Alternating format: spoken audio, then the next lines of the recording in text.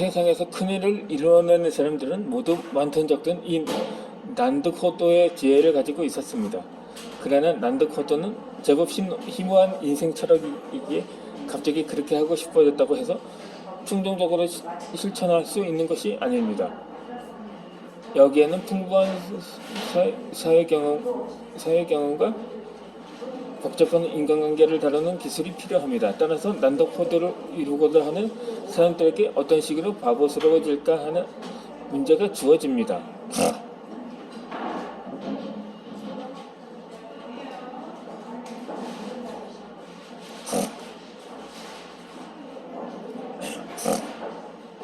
이 사람은 특히 남다른 재능을 가진 사람이라면 더욱이 자신의 능력을 감추는 법을 배워야 스스로 보호할 수 있으며 더불어 자신의 재능 또한 충분히 발휘를 할 수가 있습니다. 지나치게 자신의 재능을 드러내다가 신변의 화를 초래한 전형으로 과거 신화된 자들이 높은 공을 내세워서 자신의 죽음까지 뒤흔들어 놓으려던 사례들을 꼽을 수가 있을 것입니다. 이 봉건사회에서 천하를 놓고 쟁패를 벌일 때 각제 영웅들은 한 장소의 휘하에 모여 아낌없이 기회령을 뽐냈습니다. 물론 그 장소 역시 천하를 손에 넣겠다는 야심을 실현시키기 위해 영웅들의 힘을 빌려야만 했습니다. 그러나 이러한 용맹한 장소의 총명한 신하의 재능은 황제가 된 후에도 사라지는 것이 아니어서 나중에는 그들의 능력이 도리어 황제의 골칫덩이가 되는 것이 정해진 순서입니다. 그 때문에 위협을 느낀 황제가 결국 조기 공신들을 제거하는 일이 빈번했으니 이것은 이른바 4년이 끝나면 사냥개를 삶아 먹는다는 토사구팡의 이치입니다. 이 한산의 죽음이나 명태주가 경공로를 태운 일 등이 모두 그러하자는 것입니다.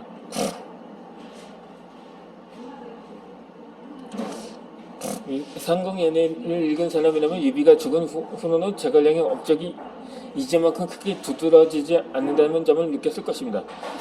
이 제갈량은 유비가 살아있을 때만큼은 높은 학식을 내세우기도 풍부한 경륜을 발휘하지도 않았습니다. 대신 제갈량은 뇌사를 신중히 처리하면서 나라를 위해 온 힘을 바치는 한편 찬자를 등에 업고 위세를 부린다는 꼬투리를 잡히지 않기 위해 1년 내내 전쟁터에 나가 있음으로써 그 가능성을 미리 차단을 했던 것입니다.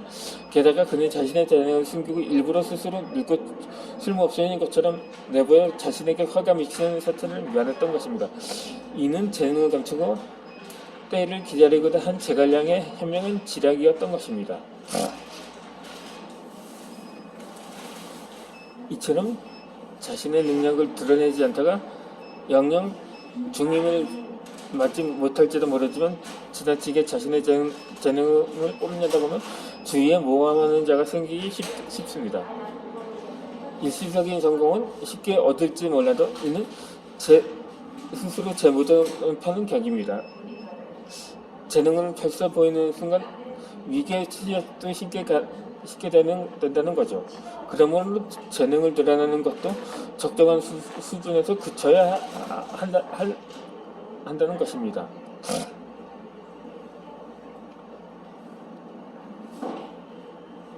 반면에 실성한 척하는 방법도 있습니다. 이 위험이 눈앞에 닥쳤을 때는 바보스러운 행동으로 위기를 모면하고 자신의 목적 또한 보존할 수가 있습니다. 명나라 건국초기 주원장은 천하를 지키기 위해 주족 및 지방의 관료들이 부패를 저지르거나 황실에 이익에 심각한 해를 끼치는 행위를 할 경우 가차없이 엄중한 형벌을 내렸습니다. 주원장이 내린 야만스럽고 잔혹한 형벌은 그 정도가 역사상 어느 황제보다 심했습니다. 죽음을 피하기 위해 부득이 실성한 척해서 처벌을 모면하는 관료도 있었습니다. 어사 원계가 바로 그런 사람이었는데 그는 주원장의 노여움을 사자 사명이 구라와 고파로 미친 척을 했습니다. 그가 잔꾀를 부린다고 생각한 주원장은 실성하며 고통을 느끼지 못하는 법이라고 말하며 사람을 시켜 나무 송곳으로 그의 피부를 찌르게 했지만 원계는 이를 악물을 끝까지 신음하지 않았습니다. 주원장은 일단 원계를 돌려보냈지만 그래도 믿지 못해 사람을 시켜 알아보게 했습니다. 원계는 집에 돌아온 뒤에 쇠사슬로 자기 목을 채우고 지저분한 모양새로 끊임없이 정이 나간 듯이 죽음을 걸렸습니다. 그는 자기 집에 찾아온 사람이 원하고의 곡절 흥얼거리는 것을 똑바로 보면서 또 울타리 옆에 엽서로 개똥을 먹기까지 했습니다. 주원장은 사자의 보고를 듣고서야 추궁을 멈췄습니다. 주원장이 원색에 속임을 당한 것이었습니다.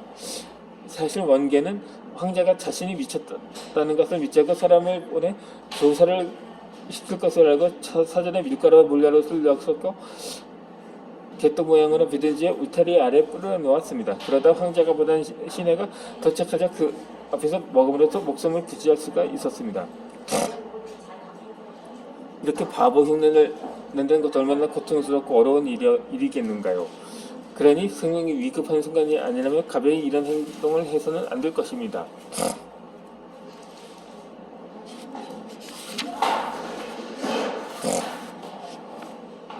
그리고 고의적으로 실수하는 방법입니다. 중국 중앙 텔레비전에서는 제1회 외국인을 위한 중국어 경연대회라는 특별 프로그램을 방영했습니다. 한 미국인이 중국어 지식에 관한 내용이 들어있는 완전한 에피소드를 중국어로 이야기하라는 규칙에 따라 다음과 같이 말했습니다. 어느 날 저는 한 중국인 친구의 집을 방문하게 되었습니다. 그는 저에게 점심을 먹고 가라고 했지요. 저는 식사 준비가 번거로울 테니 괜찮다고 했습니다. 그러자 그가 제대로 손님 대접을 하는 것도 아니고 그저 간단한 식사를 준비하는 것이면 번거롭지 않다고 했어요. 그래서 제가 말했죠. 그러면 대변밥 말고 소변밥으로 해먹자. 대변밥도 만들려면 영은 번거로운 게 아니잖아 라고요? 라고 했던 것입니다.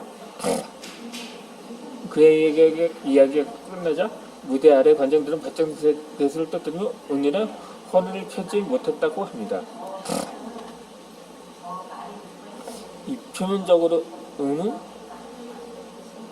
중국에서 간단히 먹는 식사를 일컫는 편반이라는 명사가 중국어 형용사인 소나 대화는 결합될 수 없다는 이치를 이해하지 못한 데서 이런 에피소드처럼 볼 수 있습니다. 그러나 실제로는 그는 정말 사실로 몰랐던 게 아닙니다. 단지 알면서 일부러 중국어의 저 습관을 어기고 다른 뜻으로 해석이 가능한 원편변이라는 한자를 이용해 유머의 소재로 삼은 것 뿐이었습니다.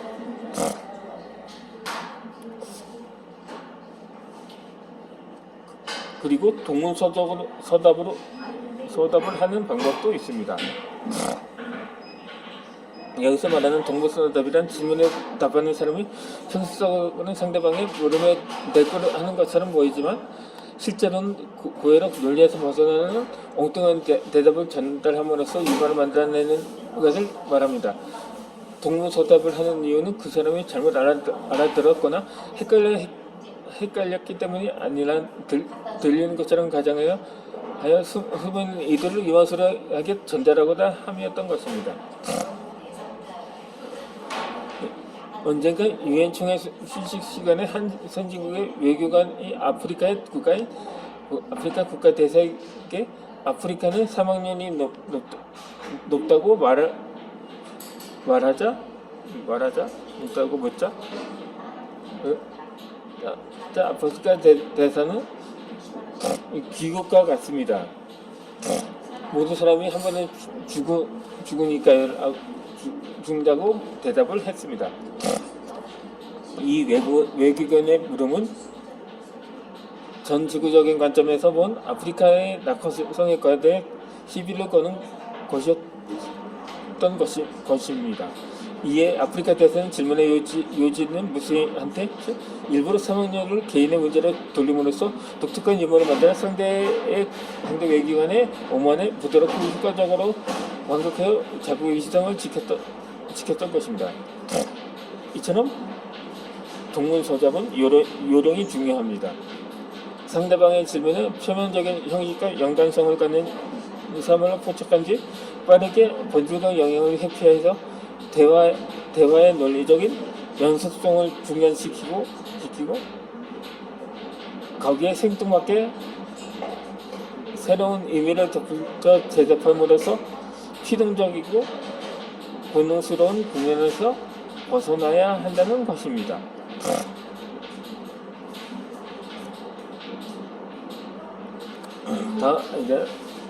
다음 영상에서는 못 알아들은 척하는 방법에 대해서 설명을 해 드리도록 하겠습니다.